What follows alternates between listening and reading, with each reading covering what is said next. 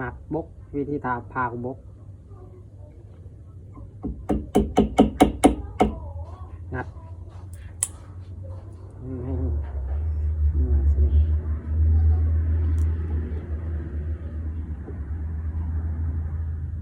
มันไม่แตก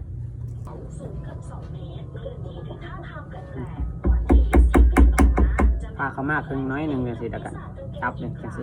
จับจังสิเนาะบีบจังสิเนี่ยจะออกแบบนี้เลย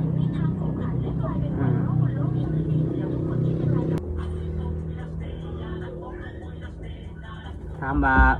พาได้แบบนี้ทุกหน่วยบอกกับบ่ทุกหน่วยเนาะเพราะว่าตัวใดมันก็หยาบหน่อย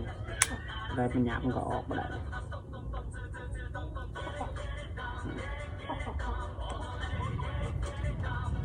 พาแล้วแบบในโมมีตัวแตกออกจากกันเลยมีแต่ตัวกลมเนี่ยอยากเบิ้ลอยากเบิ้ลอยากได้กบแกน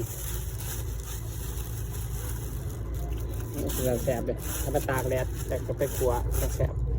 ป้ายพ่อเท่านี้ละ